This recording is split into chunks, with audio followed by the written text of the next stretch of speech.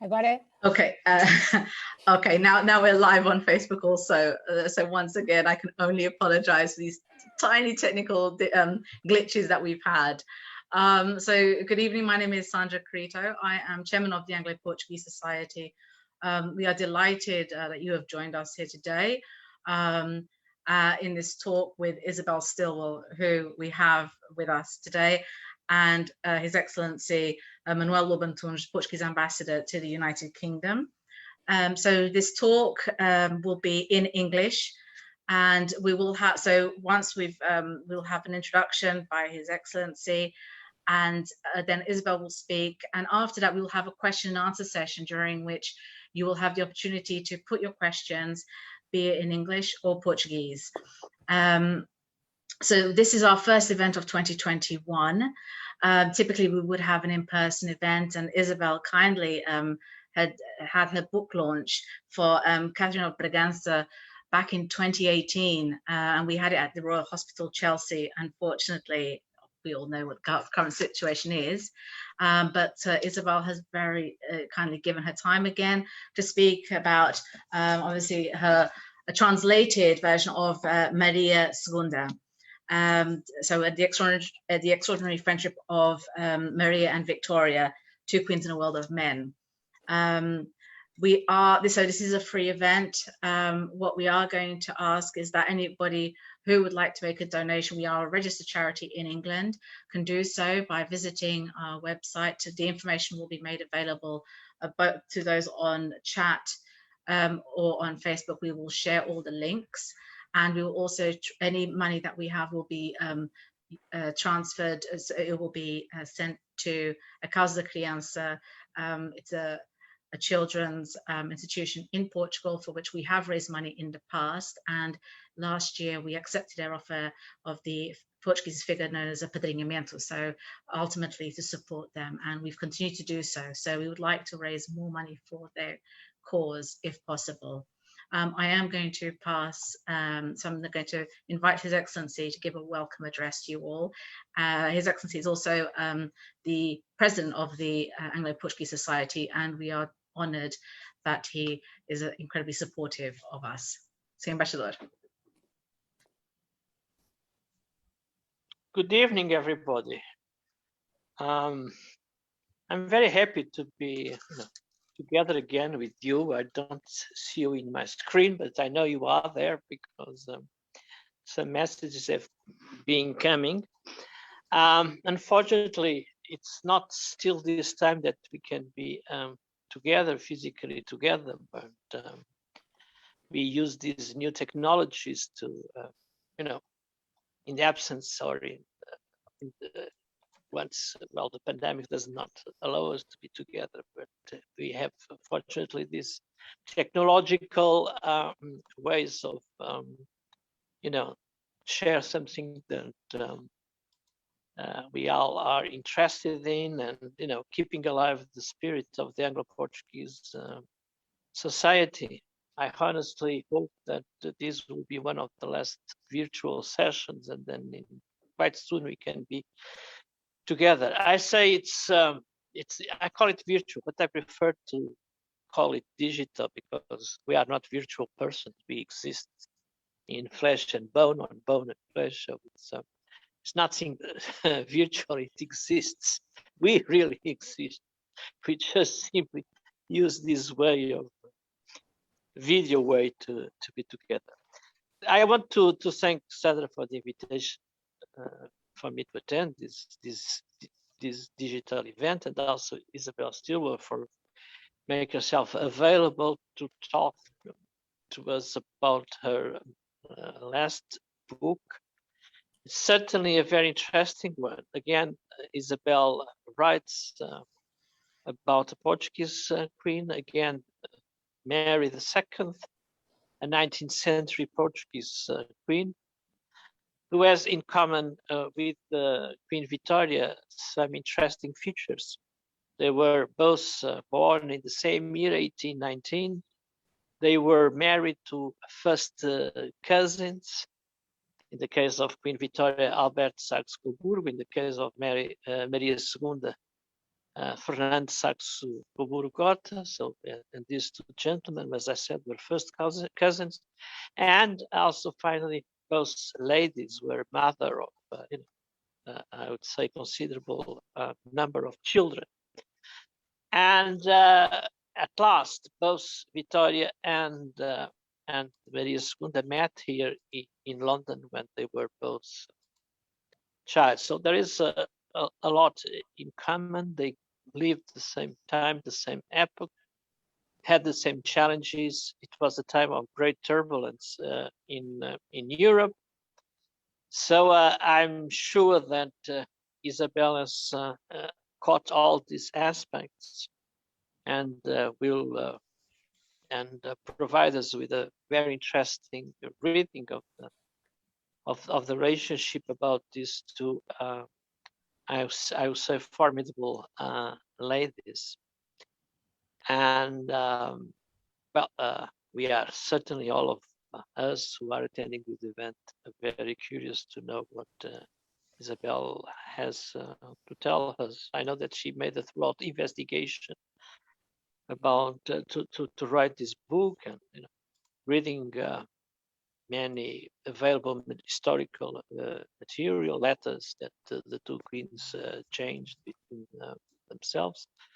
So I'm very much eager to listen to what Isabel has to tell us about this very interesting piece of history, and which I think is not very well known for most of us. At least I must say, I must confess that I didn't know that there was this close relationship. Neither I was aware that Maria Segunda, our queen, was here in London and was a protege of George IV, that ordered a portrait of a famous portrait of Maria Segunda to the distinguished British painter of the time, Lawrence. So again, thank you, welcome. I know you are there. I can't see you, but I know you are there, and very much hope that next time I can have you all at the embassy. Our Sala de Portugal has been totally renovated, painted. It's very nice. It's very beautiful and deserves to be busy with the events like this one. Sandra, I give you back the floor. Thank you very much. Muito obrigada, Sr. Embaixador.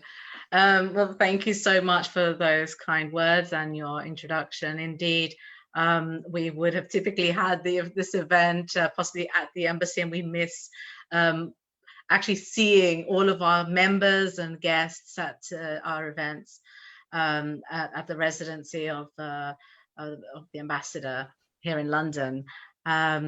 Just in case anybody is interested and they haven't bought the book yet, we will be sharing the link via our website where you can actually buy the book both in Portugal or here in England via Amazon. So that information will be available. I have received some questions with regards to that. And so all that information can be found on our website. I would like to now give the floor to Isabel. Thank you so much once again for accepting our invitation. And please go ahead, and the floor is all yours. So thank you, Sandra. Thank you, Mr. Ambassador, for your words and for your time. And yes, we will be happy to visit your residence, and you've been so kind several times letting us talk about these queens at your home, and I'm sure we will be back again soon. I'm going to share with you the PowerPoints that will help us maybe look at all these things and understand them better. So I think, you're able to see it, Sandra? Yes, I can. But I don't know why. Now it's me well, Yes, and yeah, we can, and it's also sharing, so everyone can see your screen. They can? Well, Yes. that's good, but I was just double checking. On Facebook certainly can, which meant that on Zoom we could also. mm-hmm. So if So you share. Yes, I was just trying to, yes, here, like this. So we, as the ambassador said, Dona Maria II and Queen Victoria are contemporary. In fact, Dona Maria is only 2 months older than Queen Victoria, and there's a fantastic story behind all this that so many people don't know very well, and I myself didn't know it until I started to study it. The letters between Victoria and Maria are extraordinary, and thank God the Windsor Archives still has them and we're able to read them. And letters are something that tell you so much about somebody, more than documents that of course exist, and treaties and all that, but letters and diaries bring us into the intimacy of somebody. Dona Maria II was a queen when she was 7 years old, so she was a little girl queen, and she was born in Brazil. The Portuguese royal family had left Lisbon for Brazil on counsel of the English, because in that way they were able to maintain the throne, because the throne was done from Rio de Janeiro. So the Napoleon invasion wasn't able to overthrow the King of Portugal, and that was a very clever move. She is the daughter, so she will be one of the very few, or I think maybe at the time the only queen or king born outside Europe that becomes a king or queen of Europe. Her father is Dom Pedro I. When she is born, he's the heir to the throne. His father is the king, Dom João VI, and her mother is Leopoldina of Austria. Leopoldina of Austria is a very brave woman, a very beautiful woman, a very brave woman, and we have to imagine what it was for a woman to leave Europe, to leave Austria and arrive in Rio de Janeiro in the 19th century. I'm sure it was a big cultural shock. At a certain point, she will have cows brought from Austria, cows brought to Rio de Janeiro, because she doesn't want her children to drink buffalo milk, and so she'll bring cows. And it was, I'm sure, a strong cultural shock. And her husband is not at all an easy person. In fact, but she will play a very important role in what is the Proclamation of Independence of Brazil. It's called the Grito do Ipiranga, when Maria's father and mother will become the Emperor and the Empress of Brazil. And if you look at the picture, little Maria is on the lap of somebody behind her father and her mother. She's 2 years old at the time. She was born in Palácio de São Cristóvão. It's in the outskirts of Rio de Janeiro. Now it is surrounded by houses. Unfortunately, 2 years ago, it burned burned down, and it was really unfortunate, and lots of things weren't saved. But for me, childhood is a very important. I believe that childhood doesn't define us ultimately or definitively, but in fact, it is very important to determine who we are. And so during all my investigation, I always go to the places where my queens were born, because it's completely different to be born in Lisbon, Rio de Janeiro, or London.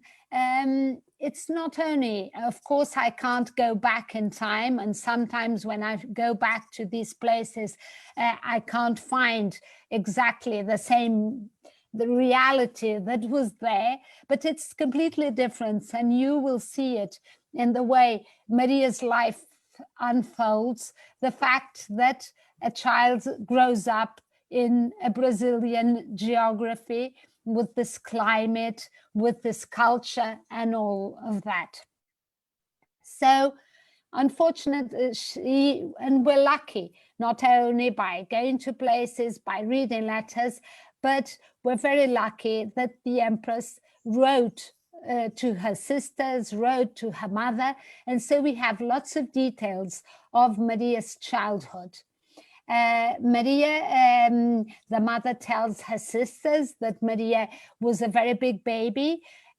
She tells her sisters and her mother that King Pedro, the father, will play with her and receive ambassadors with her daughter sitting on his lap, that he will have his hat on, and ambassadors, European ambassadors, will find it rather strange that he has his children around him when he has meetings. But she will also tell us that she has a very sunny temperament, but she loses her temper frequently, that she likes strawberries. So it's fantastic when we have so much detail that we can build as a writer. We can build on facts, and we can build on descriptions, and we have all that information. But they were not a happy family. The mistress was a concubine, Domitilia, that King Pedro will transform, give a title. She is also a mother of 4 children of the emperor, and their relationship will go beyond limits. In fact, the letters they exchange between them, and you can find them easily, are for over 18. I mean, Sandra, you should put, if I had the letters, you should put a little, that round thing saying the children couldn't hear, because in fact, they're very explicit and they're very strange. And the Empress suffered a lot with this mistress and the children that were brought into the house and grew up with the Empress children. And you can say, as sometimes we tend to say, oh, but at that time, every man had a mistress, women were used to it. But that's the big mistake we do so many times when we look back into history. We think that people didn't feel and didn't suffer as we do. It's a bit as if emotions were invented now, and it's not true. As you will see, it's not true, because for the day before Leopoldina dies, she will dictate this letter to her lady of the bedchamber.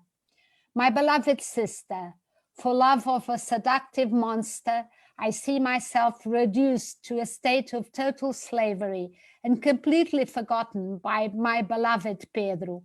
Lately, he has given me evidence of forgetting me completely, mistreating me in the presence of the one who is the cause of all my misfortunes. So much I have to tell you, but I lack the strength to recall such a terrible event that will undoubtedly be the cause of my death. In fact, she does die in 2 days' time after this letter is written. And some years ago, about 3 or 4 years ago, historians and scientists opened Leopoldina's coffin and x-rayed and did lots of exams to find out if she, in fact, as this letter says, had been mistreated in a domestic violence happening. But in fact, they saw that she had no broken bones. She had no broken bones, but visibly she had a heart broken. And what they believe is she had a septicemia provoked by a miscarriage. And by this letter, we understand that she thinks that the cause of this miscarriage was caused by Dom Pedro. So this was not a happy family, and Maria is 7 at the time when she loses her mother, but at the same time, something else happens. The King of Portugal, so Pedro, Maria's grandfather, dies, and Dom Pedro is, for a very brief moment, King of Portugal and Emperor of Brazil simultaneously. What happens is neither Brazil nor Portugal wanted the same ruler in both places. So what happens is Dom Pedro will abdicate in favor of his daughter, his 7-year-old daughter, and he will decide that she will marry his brother Miguel, who is much older, so she will marry her uncle, and she will come to Europe, and Maria and Miguel will rule. He will be a consort, and she will be the queen. But Dom Miguel has a different idea. He doesn't want a liberal constitution. He doesn't want to marry his niece, and he says all this, and rumors arrive in Rio de Janeiro that he is going to usurp the throne. So Dom Pedro quickly sends his daughter to Europe, puts her on a boat with a group of people with her, and sends her to Europe. But when they arrive in Gibraltar, 3 months after, Dom Miguel has taken the power, has been acclaimed King of Portugal, and in fact is the ruler. So what would they do with little Maria? They couldn't phone Dom Pedro. Anyway, Dom Pedro, with his bipolar nature, you couldn't trust what he would say. So they decide to send her to London. They decide to send her to London, where there's a very important man. He'll become Duke of Palmela.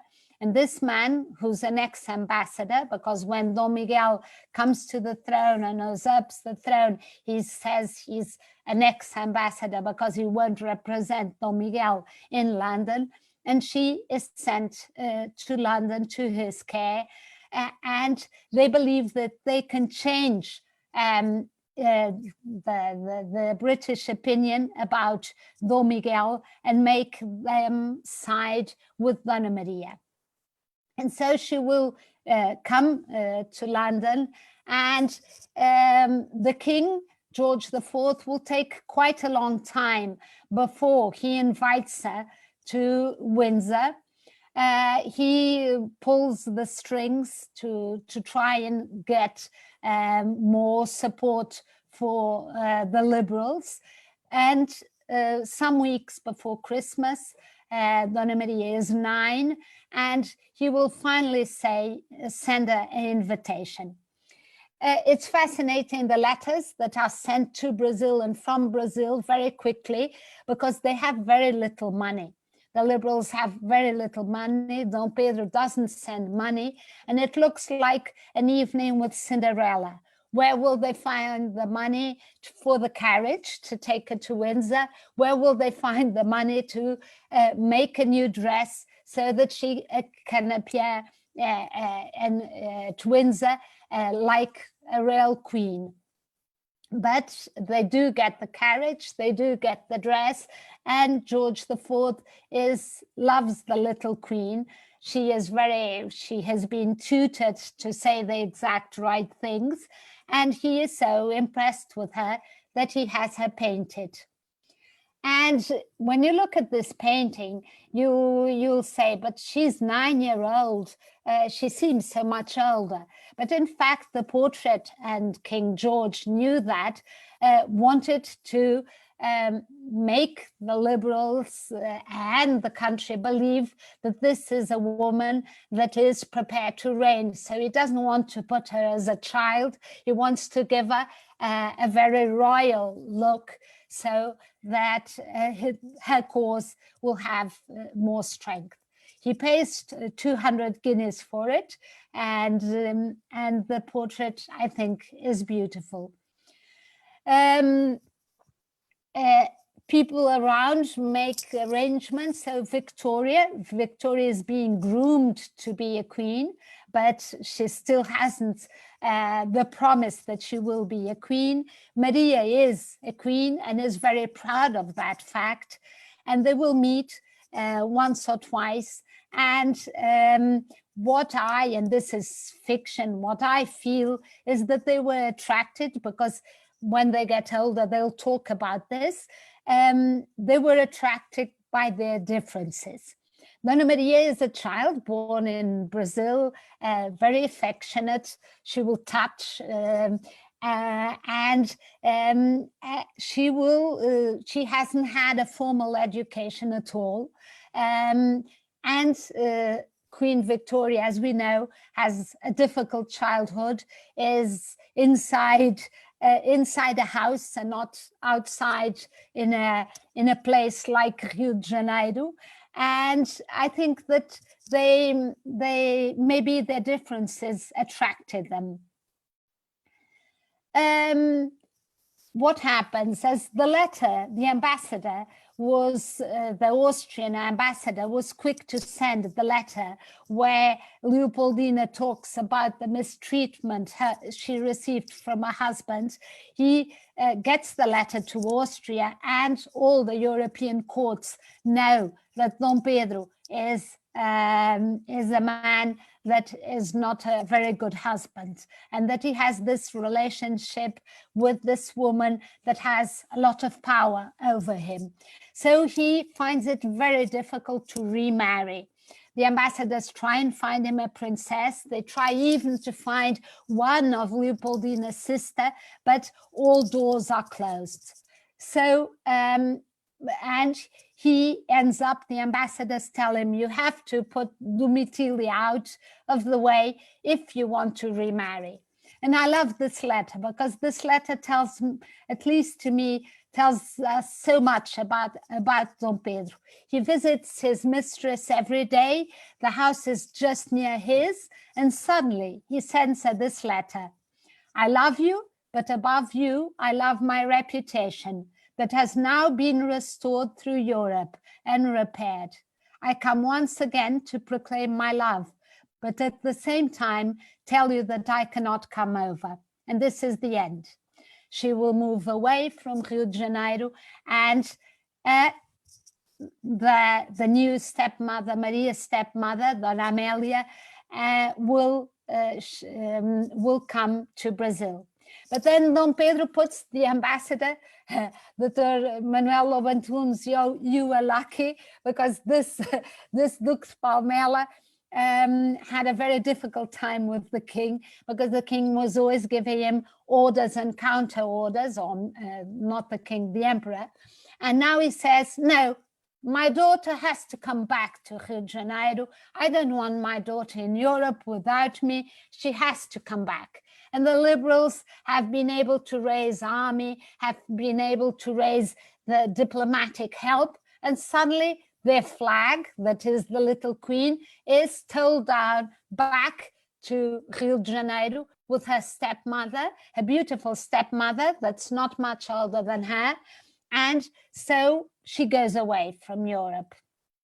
To tell a story, to shorten this story, what happens in Brazil is that life politically becomes very difficult for Dom Pedro, and he has to abdicate, is made to abdicate in favor of his son, his 5-year-old son, and he brings Maria and his wife, his new wife, back to Europe.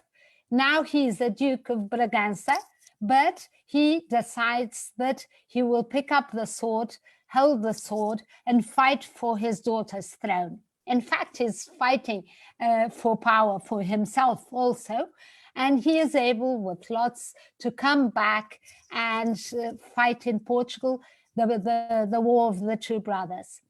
They go through London again. Victoria is again with Dona Maria.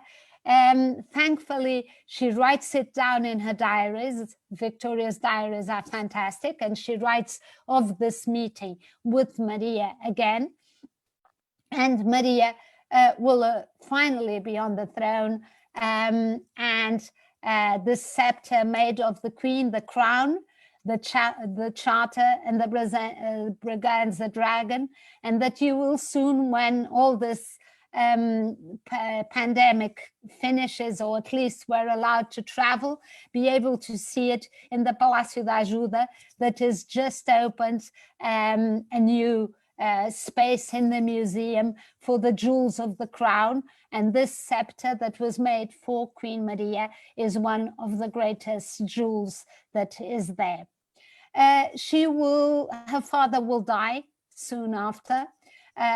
He's 30 something in the Palácio de Queluz, the same palace where he was born. He will die in the same bed, and she has to marry quickly. She's a woman, she's a young woman. The country is a chaos, complete chaos economically, and there's still a civil war going on. And he marries the brother of her stepmother. But unfortunately, her second marriage also doesn't really happen, because he arrives in Portugal. She thinks he's beautiful, but he will die of a strep throat or typhoid fever 3 months later. Finally, Maria is lucky, third time lucky. Ferdinand of Saxe-Coburg and Gotha. He's the first cousin, as the ambassador was saying, he's the first cousin of Albert and Victoria, but he is a Catholic line of the Saxe-Coburgs, so he can marry Dona Maria, but she's a Catholic also, because he's a Catholic. He arrives at the wedding is in the April, and he becomes king consort in 37. Why this difference? Because in Portugal, a king had only the title of king after he had born a son. And so they have a son very quickly, and he is king consort by September of 1837. Victoria and Albert marry, she's 18, so Maria is already a mother when they marry. And from here onwards, the letters between them are weekly. Every week they write to each other. And it's so funny to read the letters, because Dona Maria, you see that her formal education is not good. The sentences have no final points. They're all, my dear cousin. They're written in French. My dear cousin, I'm so happy that you married. But you know, I wish you the happiest, a very happy marriage. And I wish you get pregnant very, very quickly. And then comma, and would you please take out of here the ambassador, because he's a party man and I really don't like him, comma, oh, could you send me those lovely flowers I saw you had in the garden?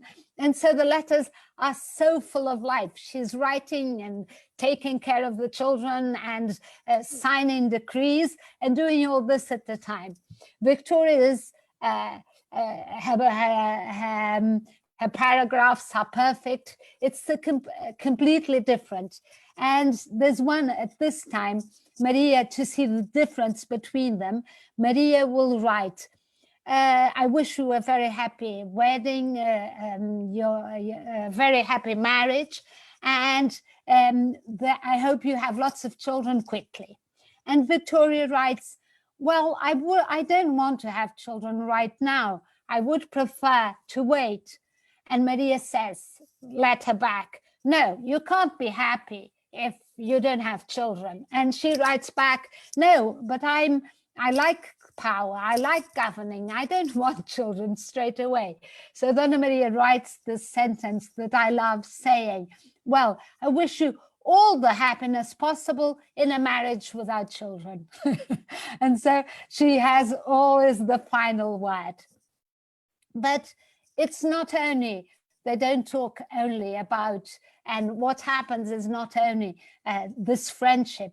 There are two women in places of power, and power is not easy for women, and power is not easy in a country like Portugal, where there's a party rising up every day, where people change the party from one side, from conservative to liberal, they go on changing. It's a very, very confusing moment. And to think of this girl, she's 16, 17, 18, who suddenly has this country in front of her, politicians that care less about, very little about her and more about their own politics, and she doesn't know what to do. And Victoria is always sending advice, and her advice is always very sensible, but Victoria lives in a parliamentary democracy, stable, and Maria is living in a revolution.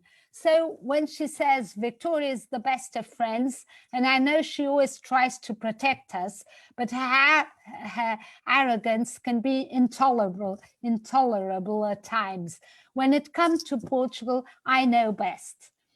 And Victoria will say, Maria says the life of a married queen is easy, only if she is speaking about herself, because she does everything behind her husband's back, keeping up the appearance of being a docile and obedient wife. So in fact, poor Queen Victoria is talking to Lord Palmerston and asking them to help Portugal. They have lots of reasons to help Portugal, commercial reasons, economic reasons, but she's always trying to protect Maria and trying to tell Lord Palmerston and the other prime ministers that come and go that Maria is not, is doing right, and that the conditions are difficult. So Queen Victoria will send, they will feel as a family. They will share Christmas postcards, Christmas presents, and Victoria will send twice to Portugal painters to paint the royal family. And we're very lucky because in fact, Portugal has no paintings of the children except for these. And these belong, nowadays, they belong to the British libraries. And when I want to put them in my books, I buy them from the British Library. So we're very lucky that in fact, the painters came and painted such good portraits. And you look, at least you look at these children and you see beautiful children. And Dona Maria was a fantastic mother.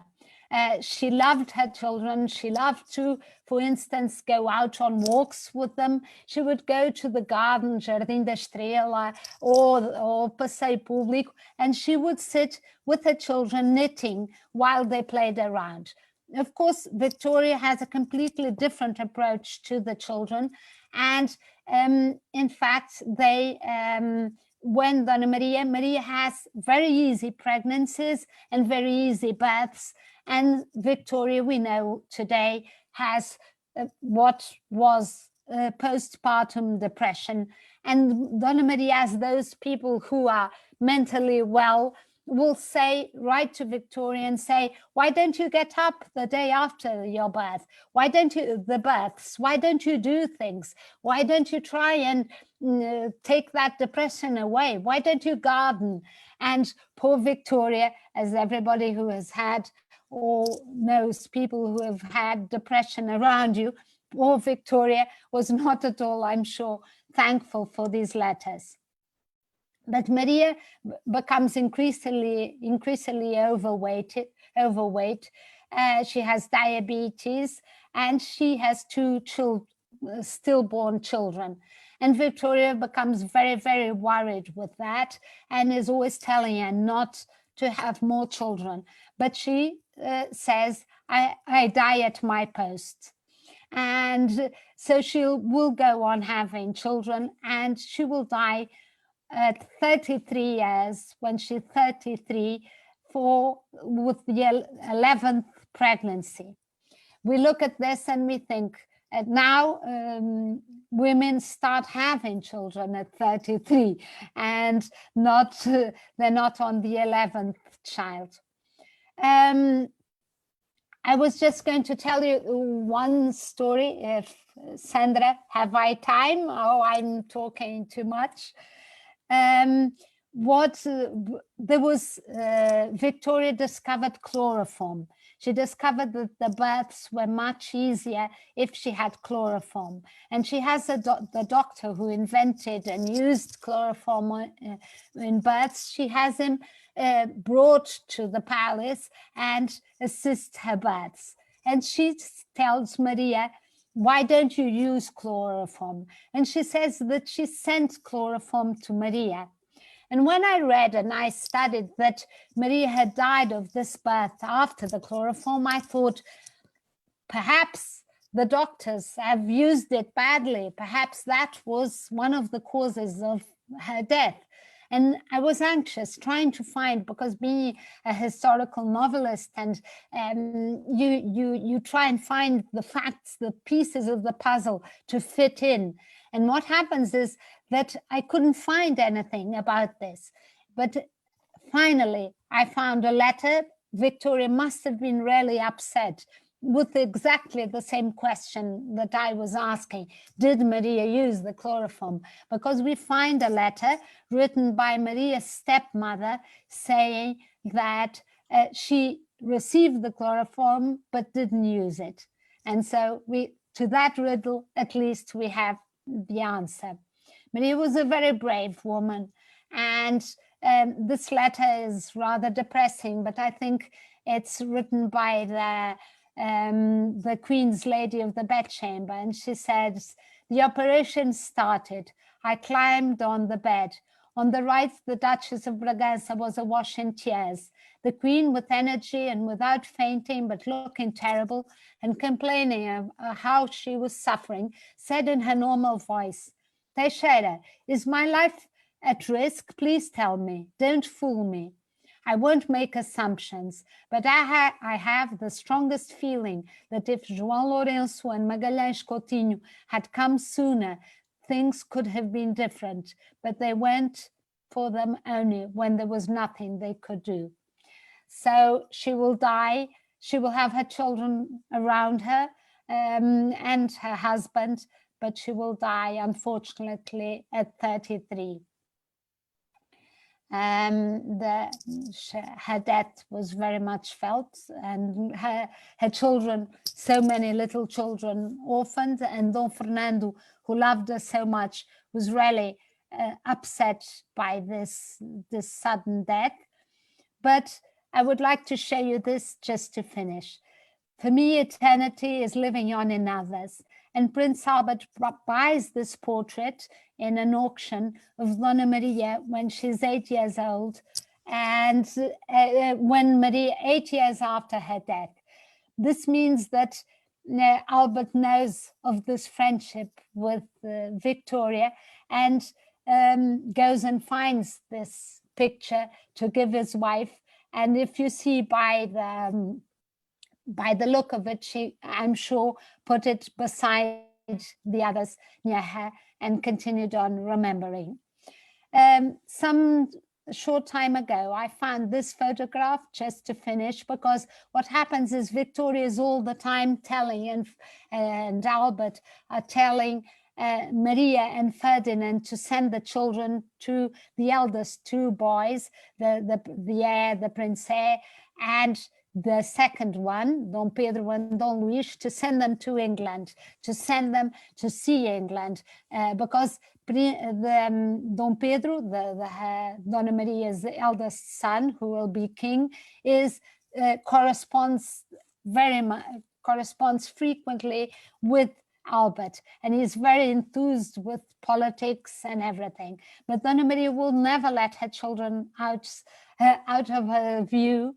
And when she dies, Don Fernando, the father, will send them. And this photograph is of Queen Victoria, Prince Pedro, and Prince Don Luís Felipe when they go and they fulfill this wish of Victoria, and they go and spend nearly 6 months in England.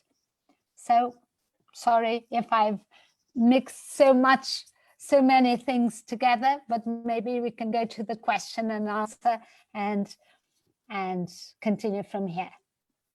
Okay, thank you so much, Isabel. I think you could never overrun. I think we've enjoyed it thoroughly. So I would like to invite anyone so on Zoom who has a question, raise their hands, and we'll what we'll do is we'll then unmute you, and you can ask the question to Isabel.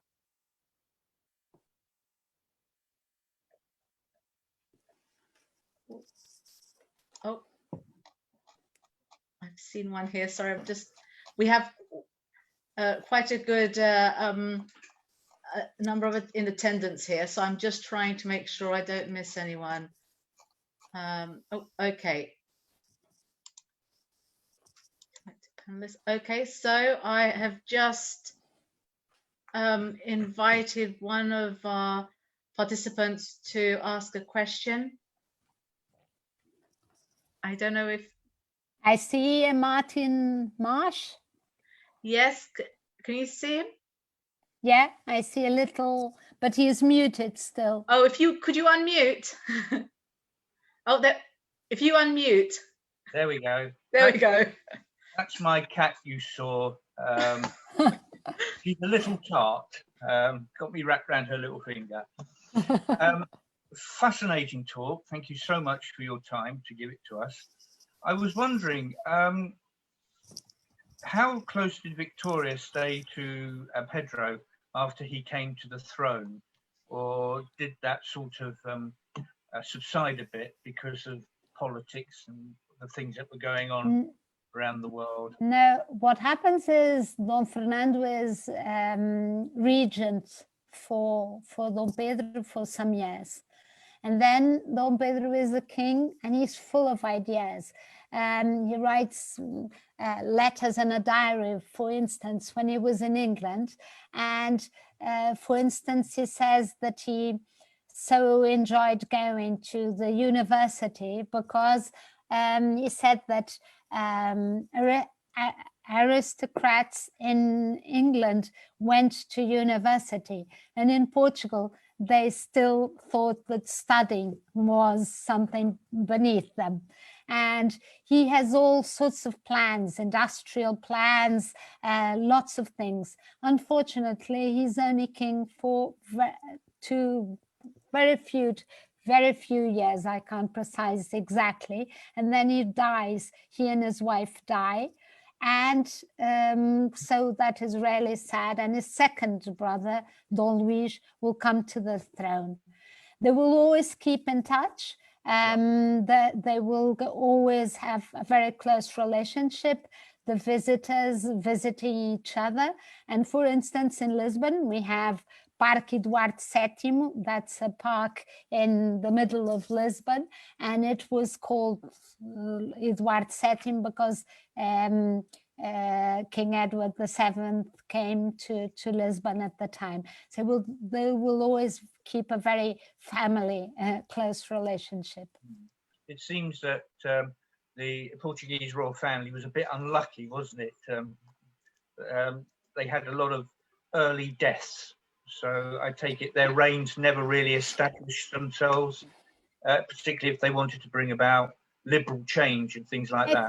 I think what happens is we're talking of this the fact that the royal family went to Brazil, and the Napoleon invasions, and then a civil war, And this, I think, until today, we feel this unstable economic basis for things, because it was really, really hard. What happens then when Dom Carlos, so he's a grandson of Dona Maria, and he's our last king, and he has a sentence that I like, because at the time there were lots of kings being killed all over the place, so it was the end of lots of royal families. And he says, a king in our time has all the illnesses all the other people have, plus the atentado, I mean, threat to your life. So that's an illness, and he ends up being killed in Lisbon and with his eldest son. And so the change for the Republic was a revolution. And so, yeah. I did a presentation on Portugal during the First World War, and of course I covered the regicide before Portugal came into the First World War. So yeah, I'm quite familiar with that unfortunate part of history. Thank you so much. Thank you, Martin. I'm just going to remove you again, but thank you so much for your question. Nice meeting you. Bye-bye. Likewise. Thank you. Bye. Oops. So I was just trying to. Oh, sorry about that. I was just trying to return. I can't seem to do that. Sorry. I'm going to now bring in Celia Loureiro, who also has a question. Celia.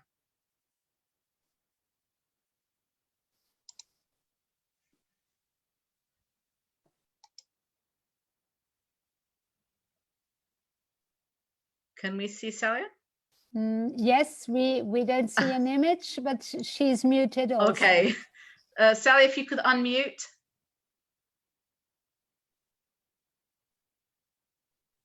Is it? Can you hear me now? Yes, we can, Celia. Hi, sorry. My first time using Zoom. We can't see you, but now we can see you and hear you. Hello, Celia. Hi. Well, thank you very much. It was very interesting. I'm talking from Almada, so I'm Portuguese. And I was listening to everything. It was especially interesting, the good relationship that Portugal had with England in the beginning of this 19th century that we were hearing about.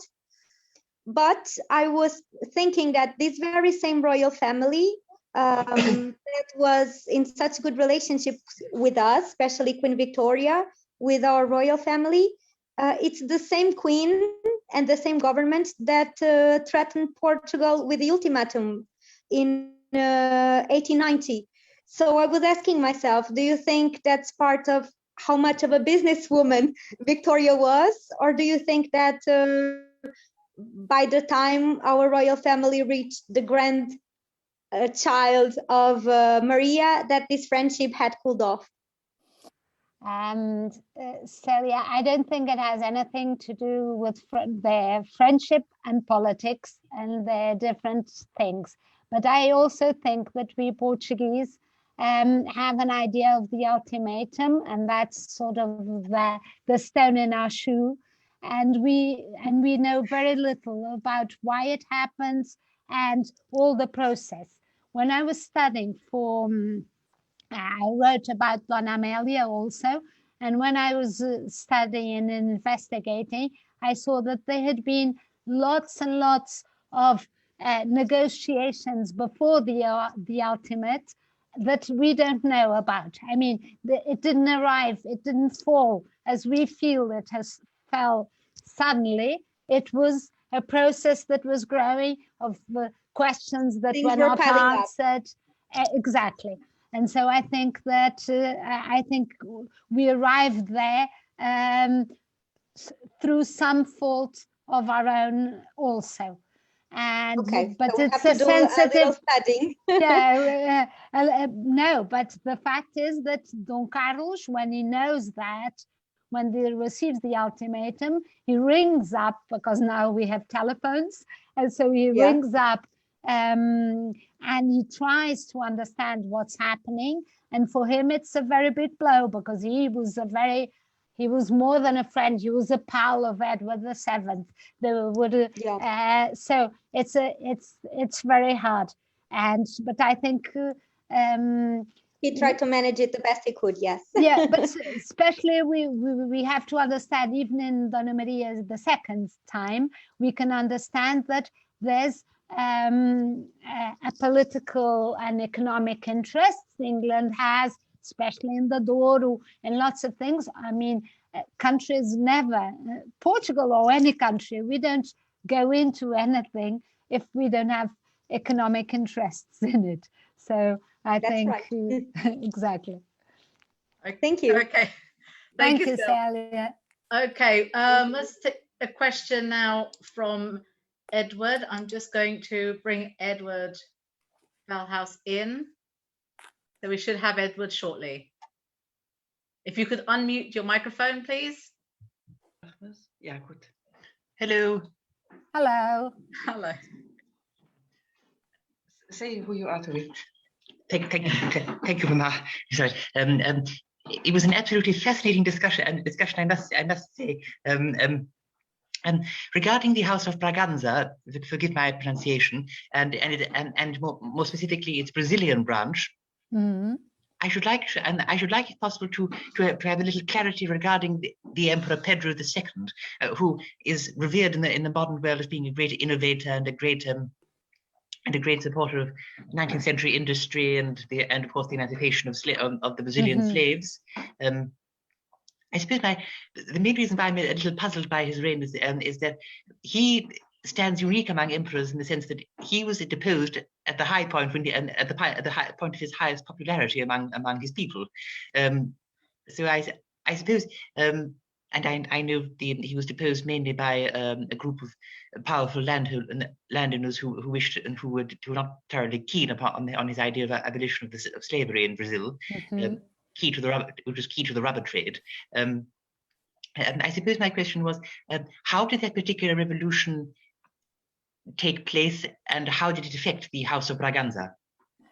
Edward, perhaps you know much more about the political side of Dom Pedro than I do.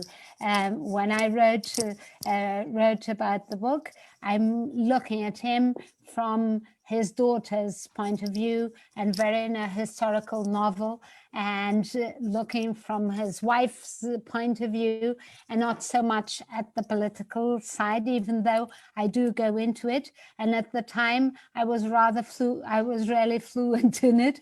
I'm not so much now, because some years have passed, and I've written about 6 queens since then, or 5 queens since then, and I've been in others. What happens is Dom Pedro, in fact, even Dona Leopoldina, his wife, was very clever in understanding all the movement, and we're talking about America, all this.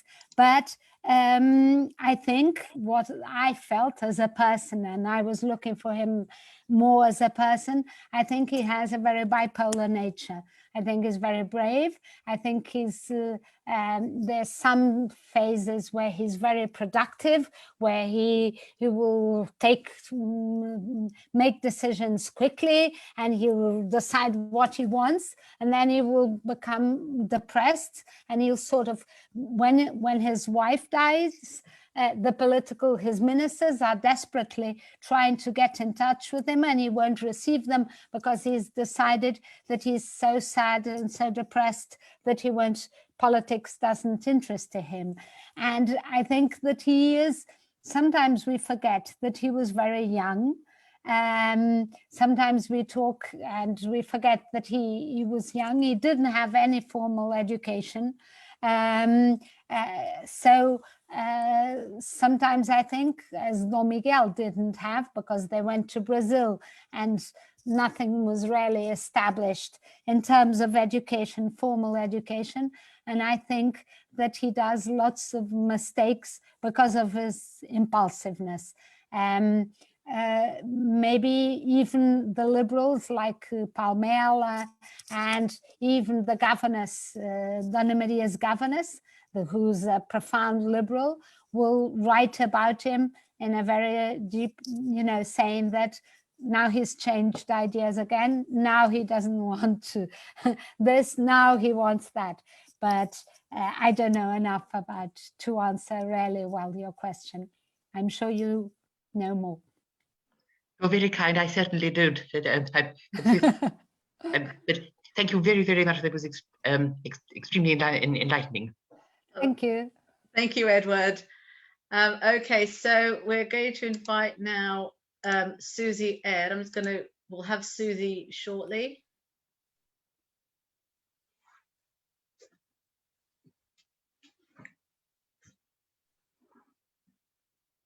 Do we have Susie? If I can't. No, can you see? Can we see? Oh, there we are. Yes. Sorry for the wait, Susie. I was just interested to know what the contents of their letters to each other were. Did they talk about their husbands, their children, how difficult different men were in their lives? Sort of politics. They talk about everything. I think we have we have not so many letters from Victoria to Maria, but we have Victoria's diaries, and the letters from Maria to Victoria in my book. I use the best ones. You can find the best ones in my book, but they talk about everything because they mix politics with their daily life. And so Maria will ask Victoria what are the measurements of the newborn, because she wants to knit her a little hat. And then for instance, the princes will write and ask Victoria if she can send them a collection of all the ducks that exist in Windsor. So they're a family writing to each other. And every time, and Dona Maria is very... you can find that she, for instance, she will help Victoria when Victoria says that one of her children is being very rude, or Edward is having very difficulty studying. She will say, are you sure he's not jealous? Because so many children being born at the same time, are you sure you're giving him enough attention? So she was really forward in thought. I think the fact that she was, I've said this several times, but the fact that she grew up in Brazil with her mother and her brothers and sisters, and in a very close little house compared with a big palace, and that they didn't have in Brazil such a formal society with nannies, the same thing, makes it, she counsels Victoria a lot. And Victoria will say sort of sensible things that, and in her diary will say, Maria's children are so precocious. They write in 3 languages. And so they'll compare these sort of things, are they really so precocious? And then one of her aunts will come to Portugal, and the aunt will say, Victoria, they are precocious. Especially the 2 eldest one. And so, but Dona Maria at the same time will tell us stories like, oh, yesterday my eldest son, who was 6, started to read me a poem, and he was so pompous that I said, for heaven's sake, boy, don't be so pompous. Who do you think you are? So they're really fantastic to read, because you get through to the person, to the real essence of the person, and I think that's really fascinating. Lovely, thank you. Okay, thank you so much, Susie. And now we will take a question from Marcus. We'll have 2 questions from participants directly, and then we've got here 2 that we've received in the question and answer section. So we'll be hearing from Marcus very shortly.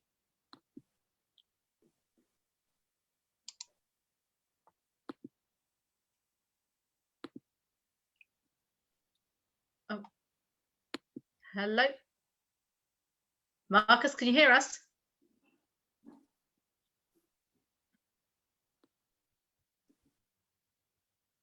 Okay. I see Marcus here, but he has to unmute. Unmute. Also.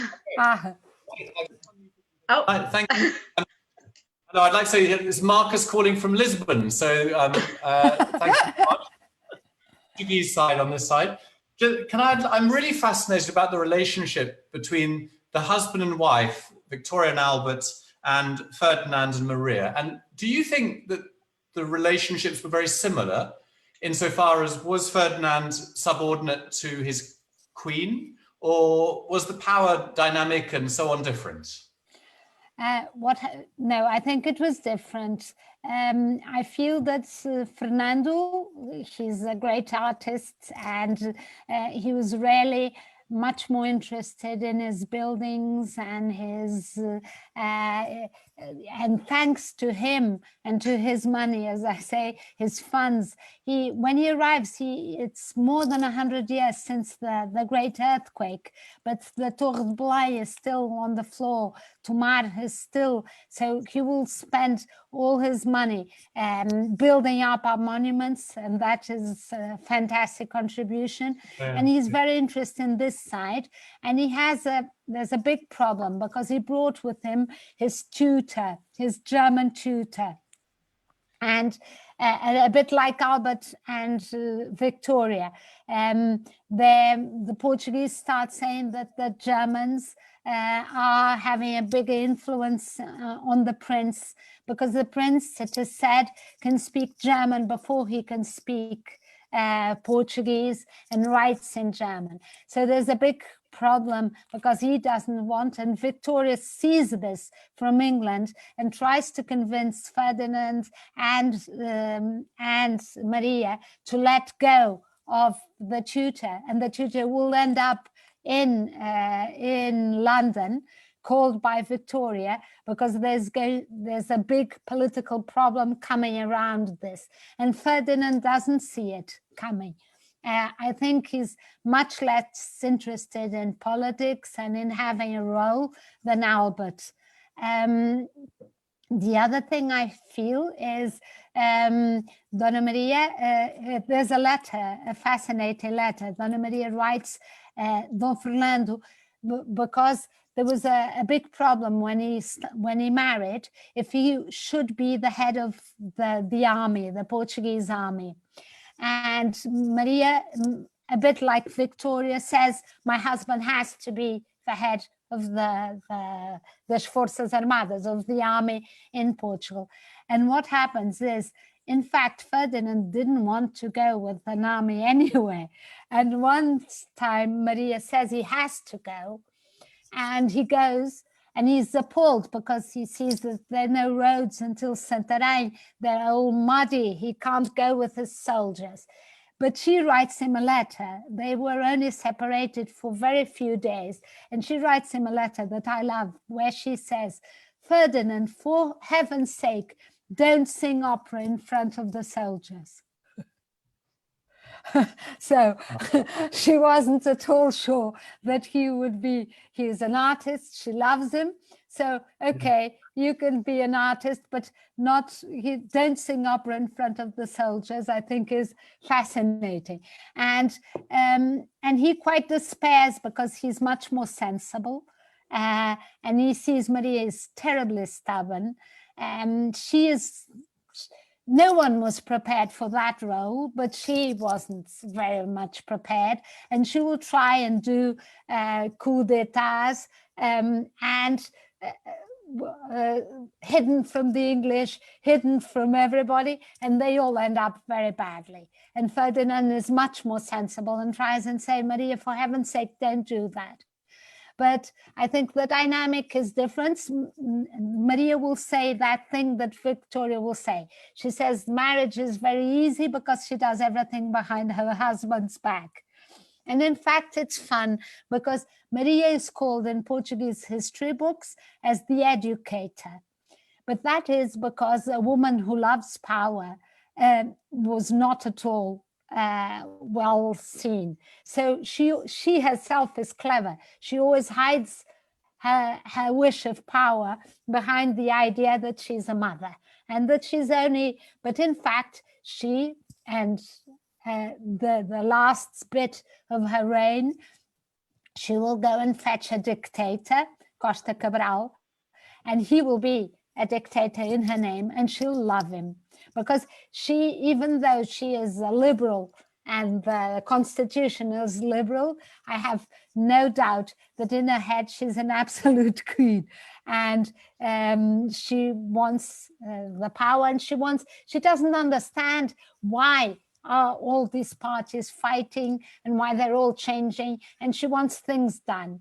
And so when Costa Cabral comes to power and starts schools and starts a dictatorship, in fact, Victoria is horrified, Lord Palmerston is horrified, everybody is horrified, and the English newspapers, the British newspapers bring out a story saying that Costa Cabral is the Queen's lover. And Victoria is furious and says, I've written to the Prime Minister saying that no, there's no improper relationship between the Queen and the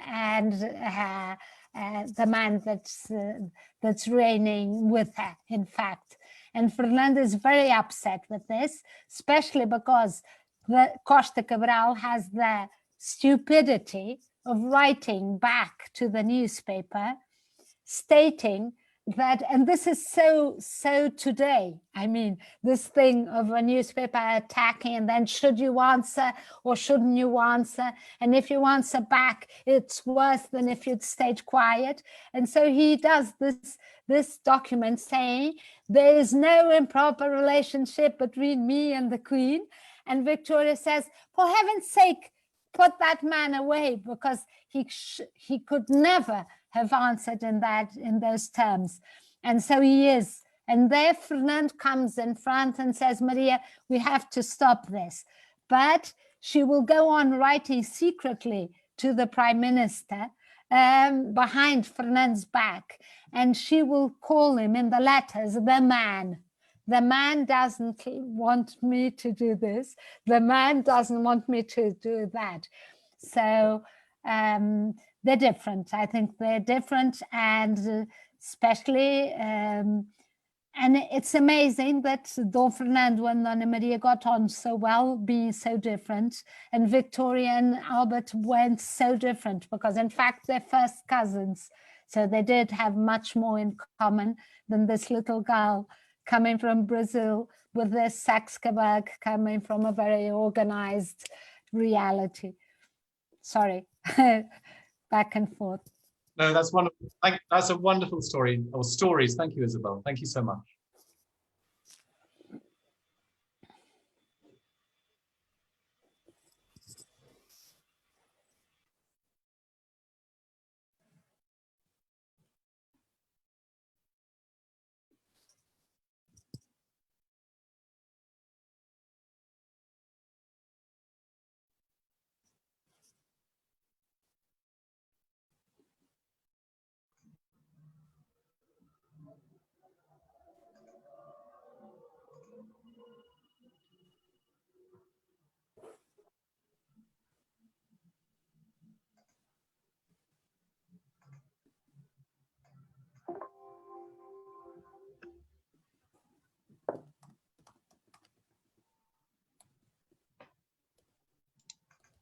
Sorry, I was on mute now. There is. I was going to write. Sorry. So we're going to hear from Teresa Lemos. I briefly saw her pop in. There she is. I'm here. Yes, I'm here. First of all, I would like to thank Isabel for the excellent presentation. And I've got two questions. I'm going to be very briefly. The first of that question is about the letters that you said that between Queen Mary II and Queen Victoria. And is it possible for us to read them?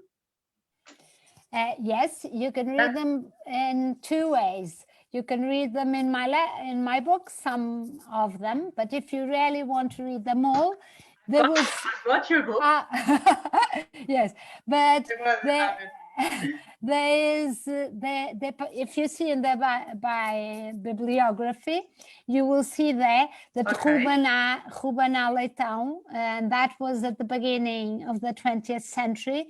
He is sent to England by the government, and he will dedicate his life to searching the Windsor archives, and he published in 2 volumes all the letters, they call the papers, the English papers, all of this time and of Dom Pedro the son.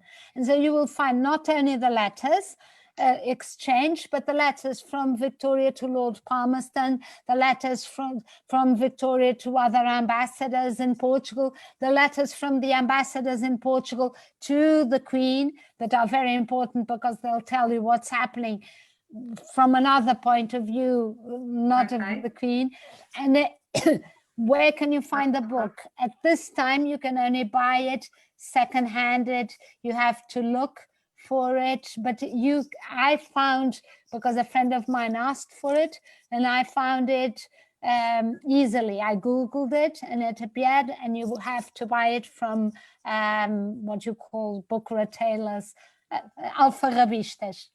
Okay. But it's really worthwhile. Okay. Yeah. And what happened to me, maybe... I saw as well at your biography that you had the King Ferdinand diary. Where did you find it? Because I couldn't find...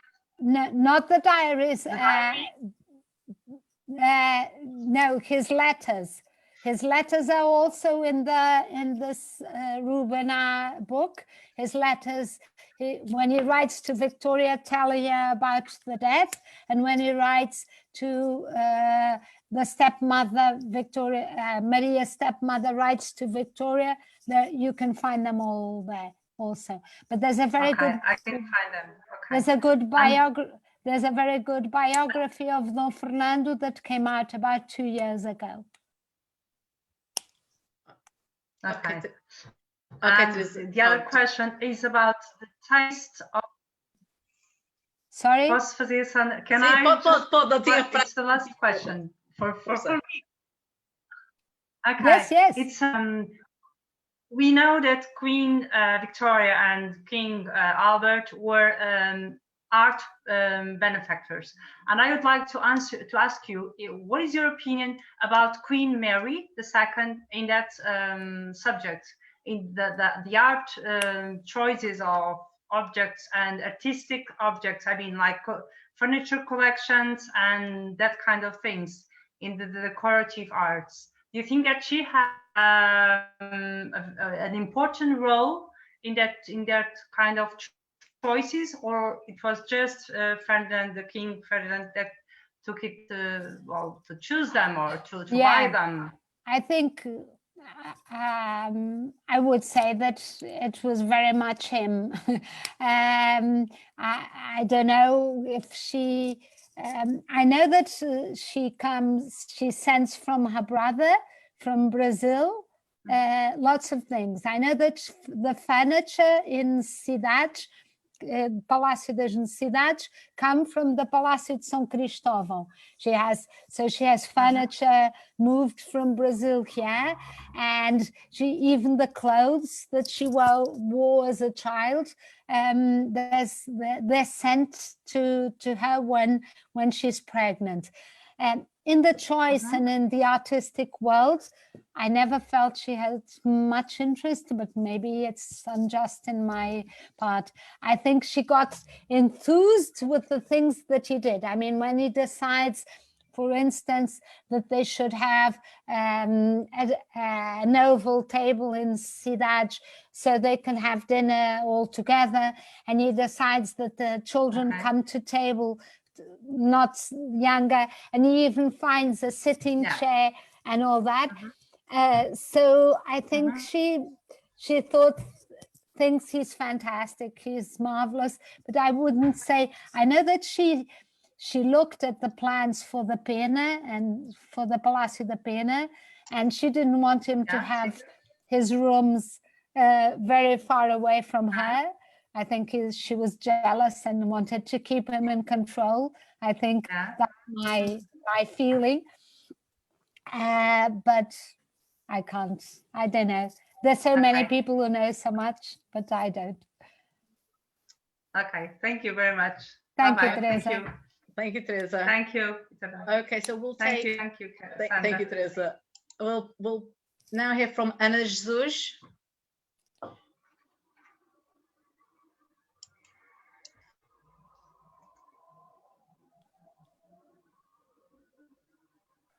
It's muted also. Maybe Ana, Teresa, you mute. No, Teresa didn't mute hers, so I maybe. Yes. Oh. I'm Anna. It's Anna. Hi, Hello. Anna. So I would like to thank you for this lecture. I'm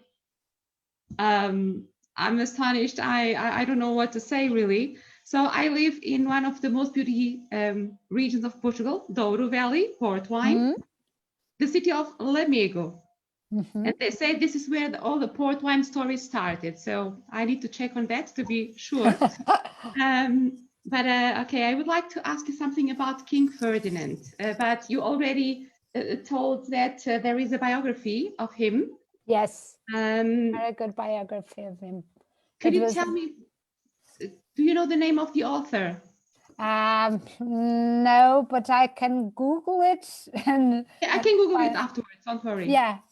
Because my question was, or would be, if you had checked on Ferdinand as well, while you're looking for information about King Mary at the same time, maybe or not. If there are anything, my question is if there are any interesting, curious things about him, about King Ferdinand, that you didn't write in your book. I bought the book you wrote, but I was interested to know anything about King Ferdinand. There are lots of things. The Pena Palace and the team that works in the Pena Palace has done a fantastic work. I know everything about him.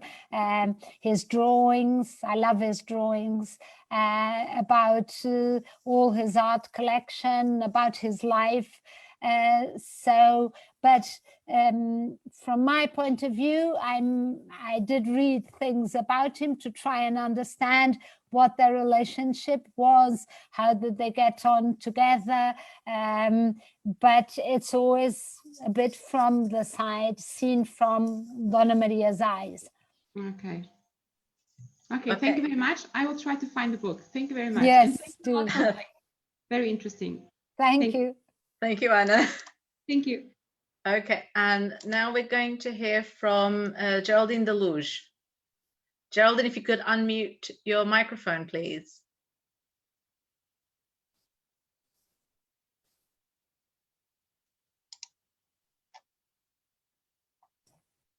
Oops. We'll just give another moment. Geraldine? No, well, whilst we wait for a mistake, I raised my hand by mistake because I'm using the cell phone, and the screen went blank, and I kept hitting the back button. I'm sorry, I didn't mean to. Yeah. Oh, that's okay. That's okay. Well, thank you very much, Geraldine, for participating today. Thank you. Thank you. Okay, so we've got no more questions from anyone who's raised their hand. So we'll just answer two questions that we have here that have been written in the question and answer section. So the first one comes from Grace. So Isabel, the question is, although there was a close friendship between Victoria and Maria, would you ever say there was a time where their friendship was at risk due to political rivalry? I think they try to distinguish their friendship, as we do in families, from business, from love. But I think we read it from the documents and the letters of Queen Victoria to the prime ministers and the prime ministers and members of the ambassadors, that Victoria was often exasperated, very exasperated with Maria, and with this idea that she didn't listen to the advice and she did everything on her own. And she was a mixture of also despairing, because the English fleet was in the Tagus lots of times, thinking that in a moment the royal family would have to flee. So she gets exasperated with her. Dona Maria gets exasperated with the English lots of times, and with the ambassador, and with what she sees as their own interests and not her interests. But I think she dies so young at 33. I think the friendship was never, the friendship in a certain way was also political, in the sense that they couldn't give themselves they couldn't cut it. I mean, they couldn't, but they continued to the end. I mean, one thing I find fascinating is that at the time I wrote the book, not all of Victoria's diaries were available, because only the Queen Elizabeth now made them available online when her golden 50 years of reign. And so the little bit where I talk about how Victoria reacts to the death of Maria, to the news of the death of Maria, of course I had to use fiction, because I didn't know the exact steps that had happened.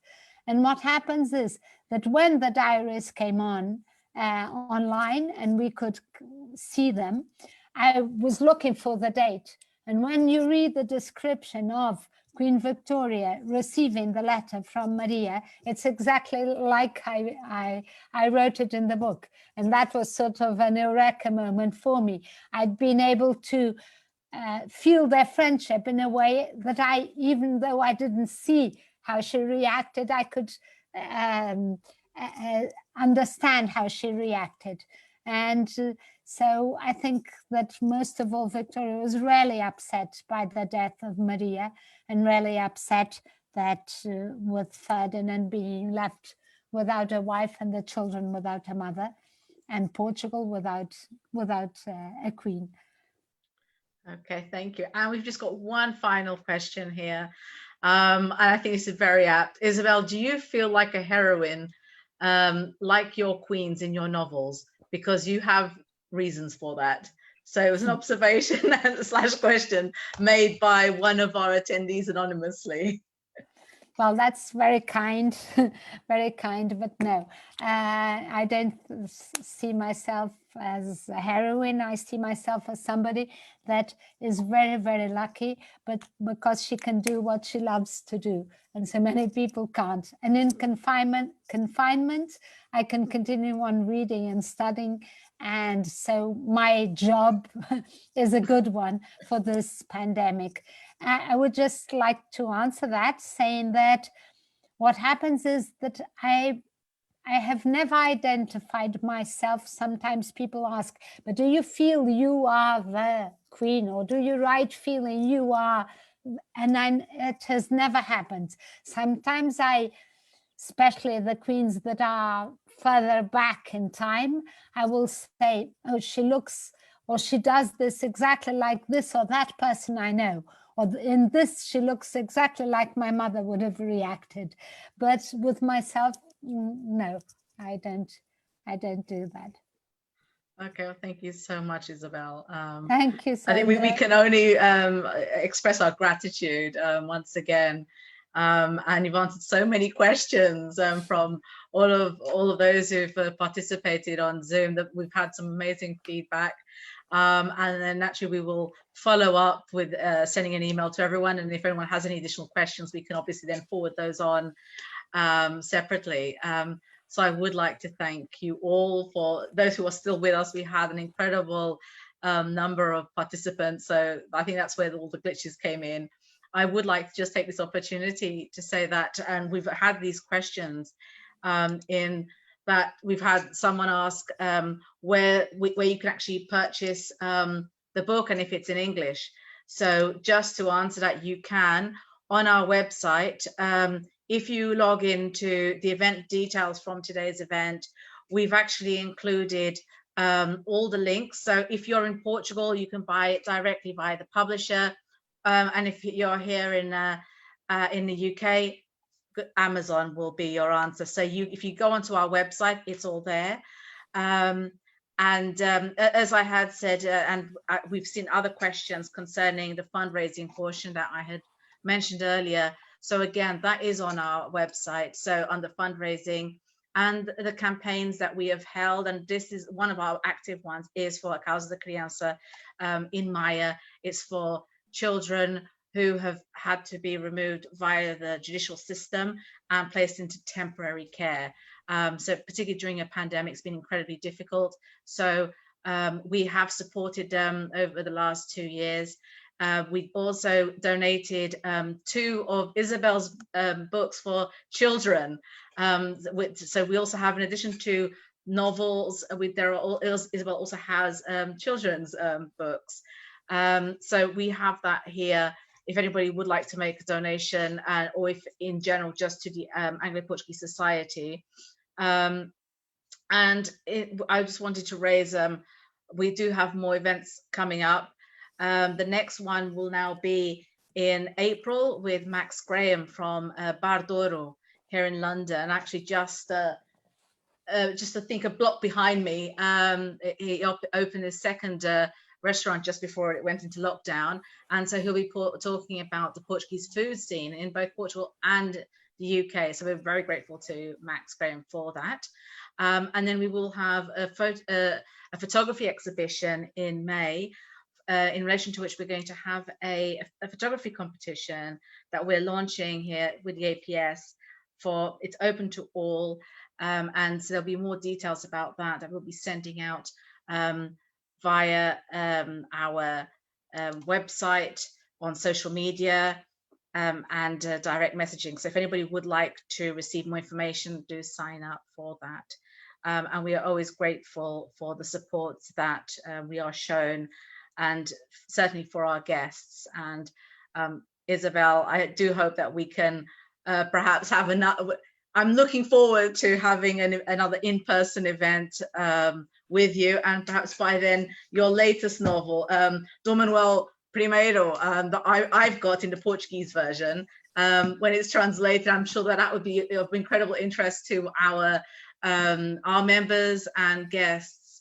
And we've already had interest concerning Filipa Lancaster, which we've not had that talk yet. So perhaps we've got more events we could potentially organize with you in future.